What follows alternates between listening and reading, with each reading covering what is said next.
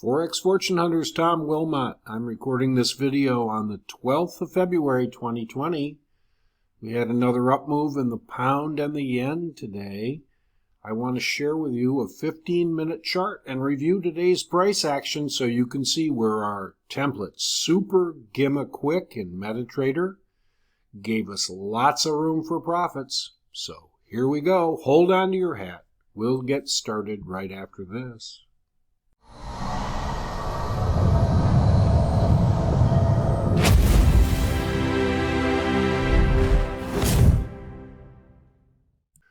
Forex fortune hunting traders, every trade has implied risk. And the key issues are two that we want to keep track of. The first issue is we want to have a higher probability that we know the direction of price than some kind of random shot of the dart at the wall. And second of all, if that place has been established, that particular position where we think the probability is good, we want to make sure that we have an appropriate level of risk for our trade. And the Super GMMA Quick template helps us to do both of those things. First of all, when we see these upward facing EMA moving averages, we see exponential moving averages. We know the 30 down to the 50 or the 55 represent the longer term traders in this particular situation. And once that twist has taken place, and it took place right here with a white medallion, okay, this twist to the upside, even though there was a considerable amount of compression in those bands, they didn't break. And in fact, there was a huge amount of energy building here. Boom, off it goes in the middle of the London session. Then another pullback into the bands. I like these the best. This is a little difficult to mess around with, but come right back into this area here and notice that if we bring our lines over here, oh, sorry about that, guys. Let's see what we got going on. This pulled back right here. Notice that we're down here where the stochastic is just about going to cross back over from its oversold position. Notice that we have not breached the 45.55 RSI. Notice that we've had the pullback in the orange area of this MACD colored indicator. So that's a very nice place to take the trade. And even though these pullbacks occurred, they never took us out. Let's say we had a 10 pip stop loss right in this area right here. 7-8 pips would take us into this area. We could very easily look forward to having, 53 pips against 7 or 8 pips. That's a nice risk reward in the middle of this U.S. session. This is 7 o'clock Boston time. This is our 2 o'clock time frame in the morning, early morning hours in Boston or New York. And I have basically pushed back a 3 o'clock in the morning, 8 o'clock start for the European session.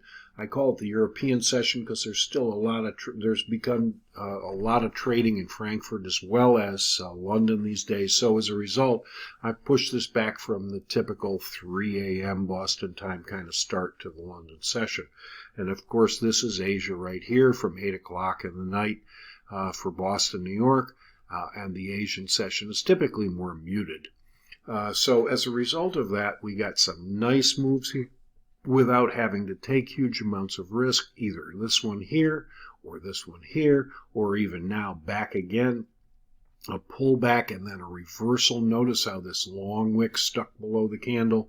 We had a very nice turn of the stochastic again, another hold, and this pullback here. So even though we didn't get a lot of the white candles, we did get a pretty decent move to the north on this particular trade. Here we go. We had 22 pips, 21, 23 pips in this area, another pullback, and then over. Now here we are in, I believe, today's trade, which is Wednesday, the 12th of February, with Valentine's Day coming up on Friday. Bottom line is we've got this move higher in the Asian session and then another pullback into the bands. Now notice we haven't had that twist on the longer term moving averages for almost 3 days now, but still in all we've got some push Here we go. We've got this particular move higher, and there's a 48 pip move in the London session. Now notice too, if you have those big moves in the expected range of the day, you may not be able to get a significant move higher, and in fact we just kind of coasted through the balance of the US session today. Okay, that's one pair. Let me take a quick break here, and we'll come back and take a look and see how our template did on a couple of others. Okay, we've got now the, and by the way, that was the pound yen. I love to trade that chart. It's about a 3 pip entry spread, and it moves pretty significantly every day, up over 70 pips for the most part. Not quite as flashy as the pound and the New Zealand, which is probably 7 pips, but you can get 150 pips on the New Zealand in a one-day run. So 7 out of that is not a bad percentage for your commissions.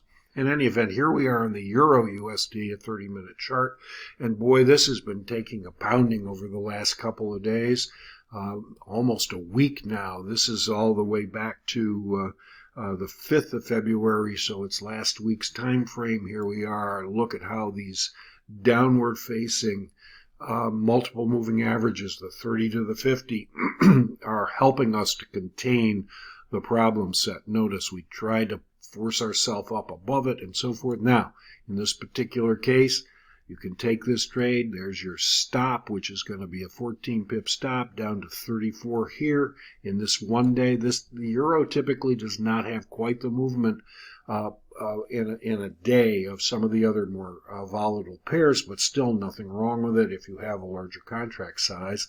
Once again, we pulled into, this is the Forex.com, 8 o'clock in the evening Boston time, move, try to call ourselves, get our short-term traders going, but no dice, and off we go to the downside again, 36 pips, pull back in the bands, and then Friday session ends the weekend. This past weekend starts. Here we are pulling up into the bands, but still nothing happening. And so even if you were to take this, and you'd see 20 pips to the north. That's a little bit high, so you'd kind of want to wait maybe until you get into this area. That's 10 pips to the high side here, probably, right? 10, 15 pips, 12 pips, something of that sort. But down we go, 33 and so forth. And you can just keep on keeping on. And then another nasty move today, Wednesday, the 12th of February. Here we are. A false breakout to the north. We still did not twist up with our multiple moving averages on the long side, and down we come, and we end up cratering for 44 pips on that particular pair as well. Let's see if we've got something, because the AUD has been interesting. It was very susceptible to the virus because of China trade, and so coronavirus was hurting it, and last week we had a significant downtrend. Here was our orange medallion suggesting the template was headed down, and sure enough, off we went. Last Thursday and Friday, down we went. Let's see if we can figure out what our total pip count was into that. 75 pips on the Aussie. That's an amazing number of pips. It doesn't usually move that radically. Now we have the weekend. We had a bit of a move higher. We thought maybe it was going to be a false breakout, but we stopped short of the lows here, and then we had this particular move on Tuesday. Now notice again, Mondays are choppy, not very convincing in any one particular direction, just kind of getting the lay of the land. Then as the coronavirus cases increase in cases seem to be ameliorating. We have this particular situation. Once again, our biggest change is a twist, a pullback in the bands, and a move higher.